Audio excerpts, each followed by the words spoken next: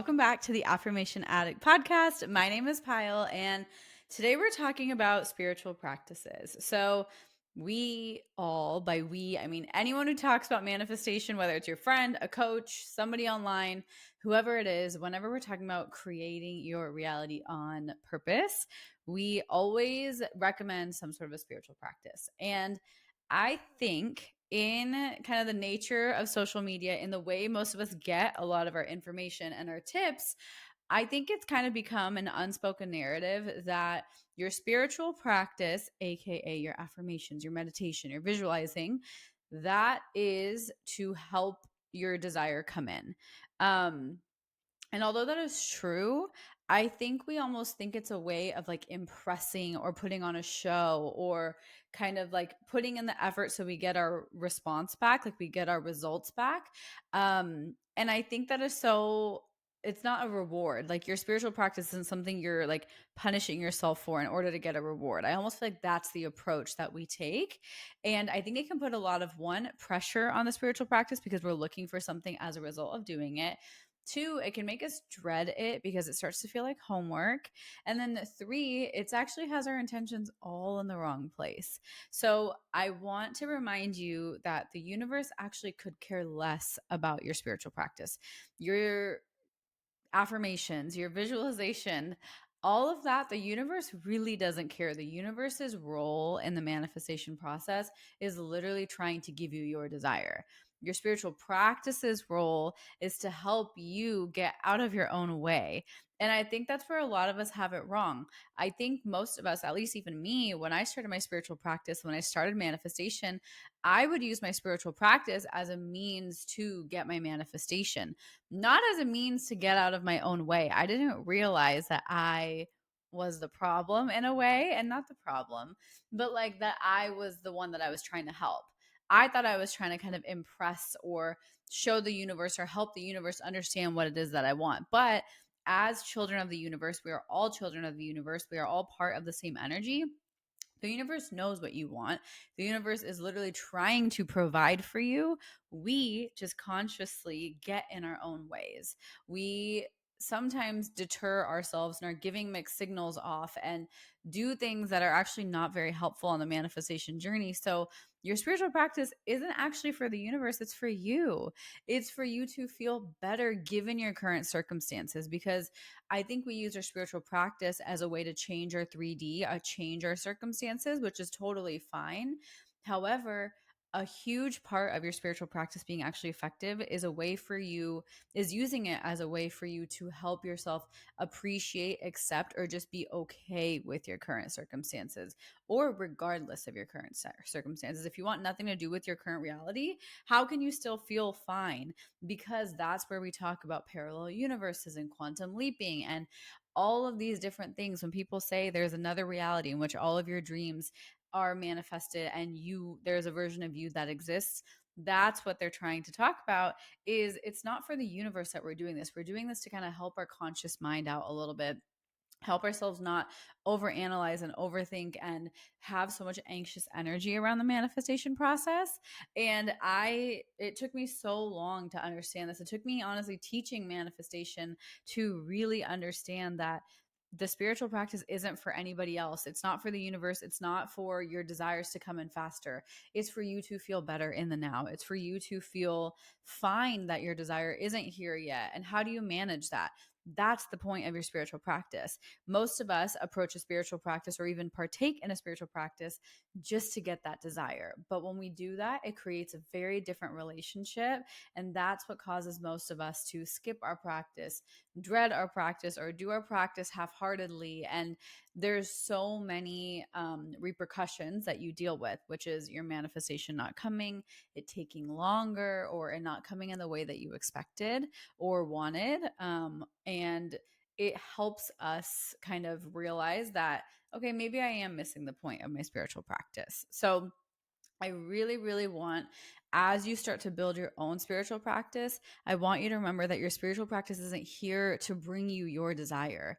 Your desires are literally already on their way. By law, by the power of manifestation, by just you being you, your desires are on their way. Your practice is here to help you feel better given the circumstances that you're in, given the life that you're in, given your current 3D. It's here to help you. Your spiritual practice is like your personal toolkit. As a byproduct of you kind of focusing on your energy, focusing on how you feel in the now, even though you know you want that desire, your manifestation can still come in and will probably come in a much more seamless way than we realize. And that's why people talk about detachment all the time. It's a very big buzzword and it is very helpful, but it's hard to understand why to detach when we don't realize that part of detachment is honestly just turning the attention inwards. And that's what your spiritual practice is literally designed for. So, two ways that I break up my spiritual practice. I kind of have two techniques that you can pick whichever one resonates with you. So, the first way I like to kind of build a spiritual practice, and I'm a very structured person. I love formulas. I love kind of a chart. I love something that is systematized. Honestly, I'm a Virgo moon, so that probably makes sense to you if you know anything about astrology and Virgos. So, for me, the first method, I talk about this a lot, is manifesting as a lifestyle. And if you really want to learn how to do this, I walk you through this in my guide. So, link is in the show notes if you really want to learn. However, a brief overview by what I mean by manifesting as a lifestyle is you do one thing for each element of your vibration, which makes up your lifestyle, how you are in your day to day. So that is, you do one thing for your mental state, one thing for your emotional state, one thing for your energetic state, one thing for your physical state, and one thing for your spiritual state. And those are the 5 elements that make up our vibration in total. They are shifting on a day to day basis. They are some things you're kind of interacting with each of those states every single day and every single moment. They're always at play. So that's my personal favorite way to manifest and use a spiritual practice, because one, it is something that can be combined into things I'm already doing, such as my skincare or cooking my food or working out or working on my computer. I can really leverage and just use simple perspective shifts and moments of awareness to infuse my spiritual practice not only into my day, but also into all of the elements that make up who I am. So it really helps me be more present and appreciative of my day to day. This is what I use when I am just kind of in a more maintenance mode of accepting my current reality. And when my kind of desire feels a little bit far, or a little bit more vague and I'm overcomplicating it, I focus back into my lifestyle, kind of focusing in on the little things, if you want to say it that way. You can obviously use this technique and this method for like manifesting something specific. It's what I've used my entire life, but this is the approach and the structure that I use when I am honestly trying really hard to enjoy my present, no matter how it looks, like whether I have my desires or I don't. That's my kind of main focus, is like enjoy where I'm at, enjoy my life, and feel better throughout my day. Kind of like a holistic, longer, more sustainable vibration rather than just like a 10-minute routine. The other option, another kind of way that you can build a spiritual practice for yourself, is breaking it down by your tools. So if you love the different tools, you love affirmations, you love meditations, you love EFT tapping, you love journaling, and you're a tools kind of person, you kind of want to hit all those notes. What I like to do is I like to try and take 3 tools a day. And maybe that's a meditation, writing down some affirmations, and doing a round of EFT tapping. And that you can be a little bit more targeted on a specific desire or a specific energy that you want to feel. You can be a little bit more targeted. And that is a really good one if you feel like the manifestation as a lifestyle is a little bit too vague or a little bit too much of an ask for you. This is a really good place to start. And if you need help with kind of what tools am I supposed to use, my membership, which is called Affirm It, has all of my spiritual tools in there. It's only $8 a month. And actually, very relevant to this, something new that I'm starting is I'm going to do weekly spiritual practices and energy checks together live on Zoom with me. They will not be recorded, but it's a way for you to just kind of get into the practice of practicing manifestation. We intellectualize manifestation so much. We talk about it so much, but like, how often are you actually sitting there and writing down some affirmations? How often are you actually doing it? And how much are you just thinking about it? And I want it to be less cerebral and more physical, more tangible, because the desires you're seeking are tangible. They are in your life. You want them to be in your life, right? So I am starting that. That is included in the membership. It's literally $8 a month, less than coffee nowadays.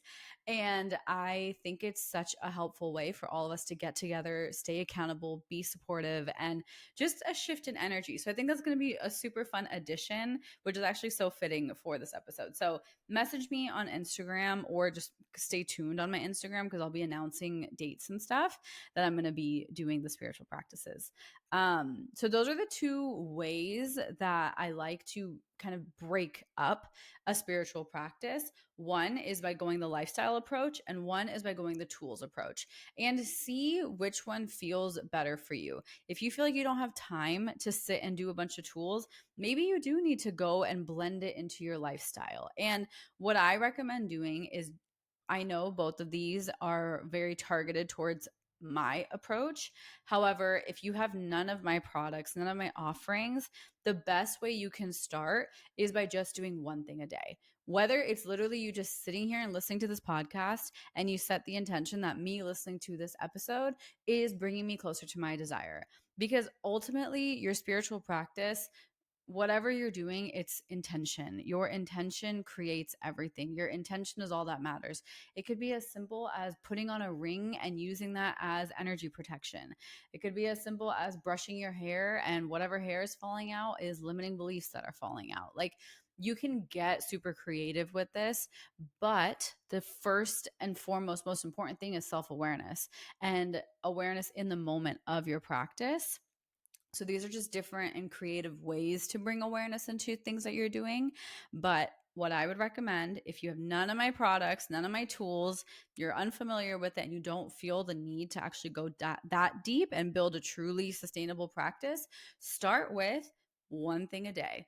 One thing, whether you're just experimenting, you don't need to expect a result out of it. You're just having fun with it. And I would recommend the best ways to start it with little things that you're doing every day, and see how you can make it a little bit more intentional. See how you can bring a little bit more awareness into your day, or write an affirmation and set it as your wallpaper for the day, or say it in the mirror, and just play with it. Because I think your spiritual practice is so skippable when it's way too serious, when we treat it like homework, when we're like, where is my desire? I think our spiritual practice is way easier to stick to when we're actually enjoying it.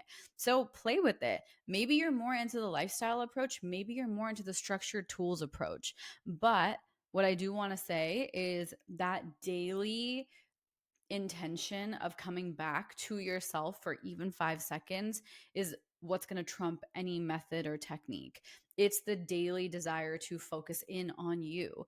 And I think we all want to do that. We all just sometimes don't know how to do that. So that's why I actually have made my products. It's because I want it to become easier. I want to give you a structure that you can follow. But ultimately, the intention is you come back to yourself every single day, whatever that looks like for you. And that's a true spiritual practice. The true spiritual practice is about you and only you. It's not about where the heck is my desire or speeding up your manifestation. It's about, how am I feeling right now? How is my energy? What do I want it to be? And how do I help myself get there? That's the point of a spiritual practice. So take away all of the different TikTok videos and Instagram techniques that you're seeing, and maybe it's literally just sitting for 30 seconds in the corner of your house and taking a few deep breaths. It does not have to be complicated. You don't actually need to buy anything. It can just be an internal practice of you connecting with yourself. And try that. Give yourself a week and say, hey, from today, from me listening to this episode, can I come back to myself once a day, every day? And if you skip a day, no judgment, start over and build yourself up to that, because honestly, no one can force you to be closer to you. And your spiritual practice is meant to be there for you. So find ways for you to feel like you're actually enjoying it rather than doing this to get a result, because then it's rooted in lack, it's rooted in desperation, and maybe even a little bit of fear of it not happening. And that's never actually going to help. We want you to look forward to your spiritual practice. And for me, both of my techniques actually make it fun for me. So it's really easy. But try this method first. And then if you feel called, dive into one of the techniques if you need some more help on it. Now, I want to talk about how to guarantee results with your spiritual practice. And that is such a trick kind of question or comment, because there's no guarantee. And I feel like that is the hardest part, because your spiritual practice is not guaranteeing you anything. It is not a foolproof thing. It's not a guarantee in any way, shape, or form. Like, there is no guarantees. And once you can accept that and be like, okay, then why do I want to do my spiritual practice in the first place?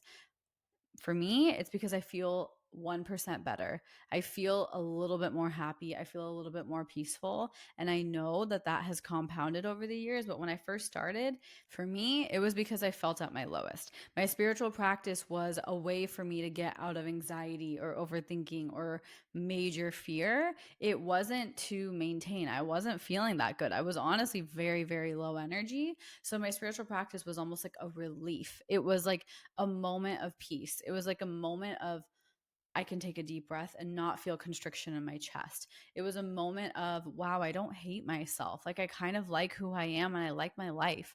And it was just a moment. And honestly, that moment was so magical in those moments that it became more and more motivating for me to spend more time getting into that state for even longer periods of time, to the point where now my spiritual practice, I think everything I do is part of my spiritual practice, and everything I do is helping me feel even better, even better, even better. Even when I'm feeling low, I'm like, this isn't that bad.